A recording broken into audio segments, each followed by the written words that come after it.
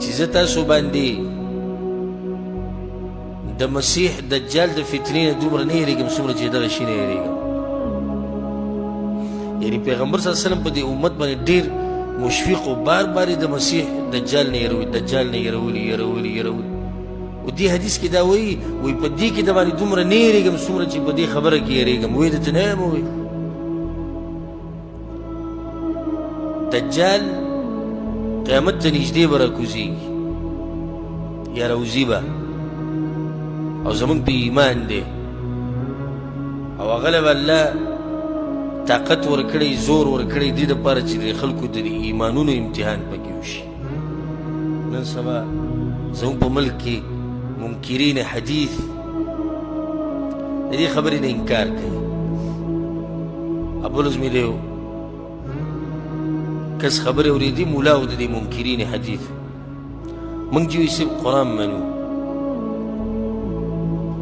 ناکس ورته ویې د پیغمبر صلی الله علیه وسلم به یې د څه لپاره راغلی لتبین للناس که نه الله خو ورته ویلي چې ته واضح کړې خبره خلکو ته. په دې کې هغه ګډوډ شو چې نه وضاحت به کوي نو وضاحت به هم په قرآن باندې کوي او بیا لږې نو د دجال دې مسلې له راغی. تاسو چې دا وایي چې دجال به راوځي دا خو موږ خو نه وایو څوک وایي پیغمبر صلی الله علیه وسلم وایي په صحیح بخاري کې حدیث په صحیح مسلم کې دا خو متواتر مسله ده ماشومانانو ته معلومه ده او بوډیګانو ته معلومه ده خو بعض مولیان هغه دي چې دوی نه د جاهلانې بوډیګانې ښه دي ورب الکعبه چې دا بوډیګانې ته ښه دي او ځکه یو عالم ټول عمر هغه په دې بدعاتو او خرافاتو کې تېر کړی و پخوانو علماو کې او کله به وي د الله دا صفت نشته او کله به وي الله په نه بره دی او نه کته دی او نه ښی ته او نه ګس او دا قیسې به کوو چې کله مړ کېدونو په زنکدن کې دا خبره وکړه وایي زموږ نه دغه بوډیګانې غوره دي دا کومې چې په هېڅ وایي نه پوهېږي دوی عقیده زموږ دې نه برابره ده. هغه بوډیګانو ته خو دا پته و چې الله کوم ځای کې ده او موږ سره د علمه دی نه و خبر چې الله کوم ځای کې دي. د دې ډېرو مولیانو نه دا بوډیګانې چې کور کې کمې ناستې دا دې څه دي دا دې غوره دي او دغه بوډیګانې مني چې دجال به راځي مني که نه مني او دې سره د دې غټ پټکي چې نه هر پیشو د ټوپ نشي والی دې په دې خبر باندې ایمان نه ساتي او شبهې ماشومانانو په شان خبرې کوي. ښه شبهه څه ده شبهه چې دا ده تاسو چې دا وایي بیا وایي تاسو هغه به لازم دا وایي تاسو موږ خو نه وایو پیغمبر صلی الله علیه وسلم او زموږ څه مجال دی دا خو د غیبو خبرې چې موږ یې د ځان نه وکړو. پیغمبر صلی الله علیه وسلم وایي چې دی به باران راوری خزانې به د ځمکې نه راوباسي یو سړی به دوه ټوکړي کې مړ به کړي بیا به یې ژوندی کړي یو ځای کې. نو تاسو چې وایي چې دی به دا کوي او دا کارونه د الله دي نو په څه کې واقع شو په کفر کې او په شرک. ټول عمر وایي تاسو په قبر پرستو باندې رد کوئ چې هغه را مدد شوي قبر والا ته ولې ځکه چې دا کار خو د قبر والا نه دا خو د الله دی نو تاسو په هغه باندې د شرک ټاپه ولګوله نو دې کې خو به تاسو هم مشرکان شو. جواب د دې مسلې دا دی چې الله او د الله د رسول نه مخکې کېدنې دي په کار څومره خبره چې هغوی مونږ ته کړې هغه هم کوو. دویم جواب یې دا دی چې الله طاقت ورکړی دی دجال له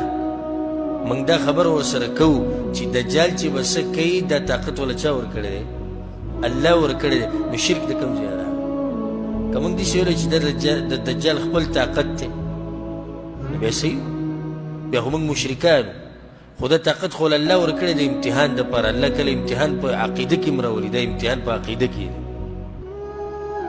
ځکه ما یو راټینګ کړی و په دې کې ما ته ویل دجال چې به راځي او دا د شرک خبرې ما ته عیسی علیه السلام مني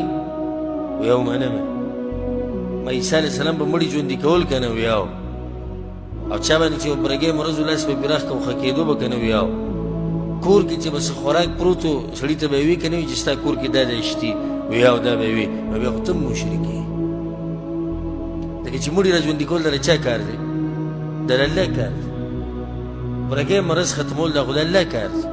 په غیب باندې خو الله پوهېږي نو ته څنګه دا خبرې کوې وایي هغه ول الله دا طاقت ورکړی نو ما زه څه وایم چې دجال دا طاقت خپل دی خو هغه له هم الله ورکړی که نه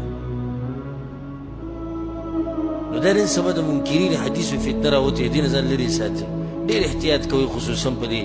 فیسبوک میسبوک کې او په دې جاښه کې ډېر زیات احتیاط کوئ، د خپل دین حفاظت وکئ. او آخره زمانه ده، فتنې او مصیبتونه او د دین دشمني او د دین سره دشمني کول او د دین دشمنان ډېر شوي دي. هر ځای کې به کوشش کوي چې په تا باندې څه فتنه څه امتحان په تا راولي چې ګوري چې د ده دا دین ګډوډ کېږي او که نه. نو مضبوط اوسئ په قرآن او حدیث باندې، او خپل حق پرس علما مضبوط راونیسئ، د هغوی نه هر وخت تپوس کوئ، هغوی ته رجوع کوئ. د حدیث کې دا دي چې پیغمبر صلی الله علیه وسلم وایي دجال د فتنې مبارکې دومره نه یېرېږم څومره چې دې شي مبارک یېرېږم. ویې ویمه؟ صحابه کرام وایي قالو بله یا رسول الله، ولې نه ویې وایه؟ وایي الشرک الخفي، هغه پټ شرک چې دی، پټ شرک. بیا تفصیل هم وکړو چې دا پټ شرک څه ته وایي. وایي یقوم الرجل فیصلي فیزین صلاته لما یرى من نظر رجل الیه. وایي پټ شرک دې ته وایي چې یو سړی ودرېږي مونځ کوي، فیزین صلاته، نو د خپل مونځ ښایسته کړي. ولې؟ لما یرى من نظر رجل الیه، ځکه چې د خلکو د نظرونه پې لګي. رواه احمد، د حدیث امام احمد بن حنبل رحمه الله راوړی.